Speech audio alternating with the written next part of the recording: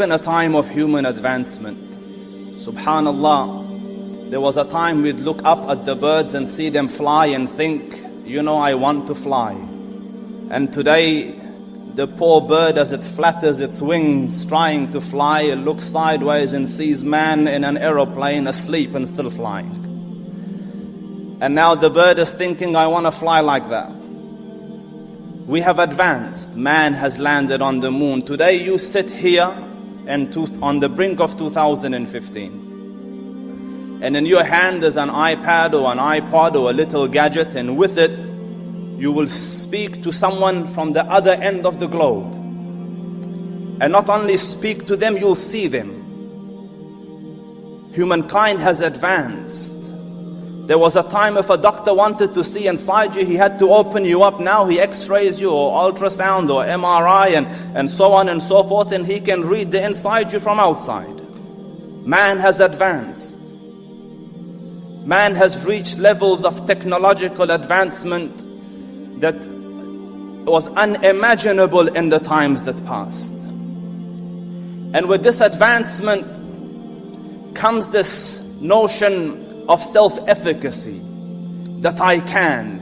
And with it comes self-reliance. And with this reliance and self-sufficiency and self-determination, man becomes too dependent on himself. So he thinks he is it. There is no other power. أَيَحْسَبُ أَن لَّن يَقْدِرَ عَلَيْهِ أَحَدٌ. He thinks there's no one that has power over him. No one that can hold him in check, or no one to whom he will have to account. Man becomes heedless. And if you look around you, man has become heedless. Look at what we have done to the environment. Man has become heedless. The ozone layer is depleted. Man has become heedless.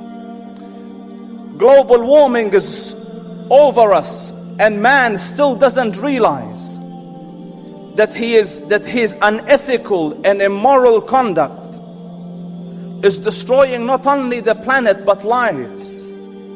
And it is important at this juncture, on the brink of 2015, for gatherings like this to take place, gatherings which change your paradigm, which recalibrate your compasses, which brings you back to an alternate reality, that man, you will go and give account to someone.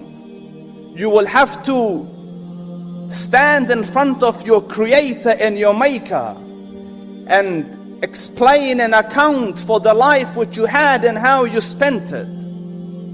As such, a topic with the signs of the Akhirah is designed to make man conscious and conscientious of another world to come, and in that way make him more moral and more ethical. And in our times we need morals and ethics.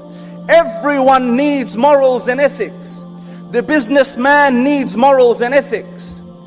The doctors need morals and ethics. Engineers, the journalists need morals and ethics. Politicians need morals and ethics.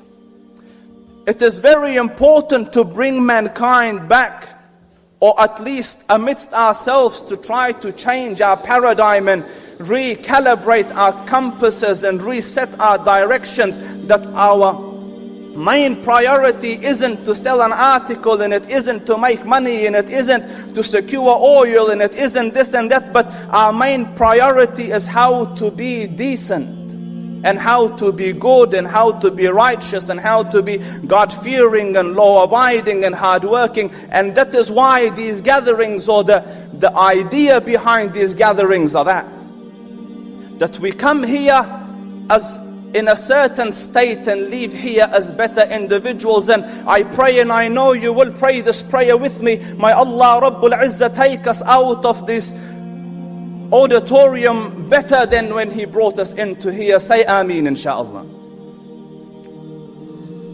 Now, our shuyukh have spoken to us at length about the signs of the Day of Judgment. And they have covered amidst them, may Allah bless them, the minor signs of Qiyamah, and understand it is difficult to cover the entirety. There's 130 signs that are established just by one of the scholars of the minor signs of the Day of Judgment. So to sit in one day and cover 130 signs, it is ambitious and not possible.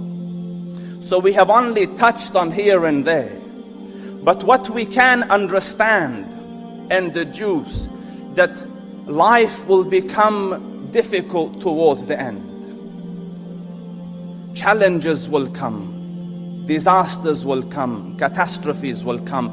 The earth will be covered in injustice and in wars and in battles. And you see that today.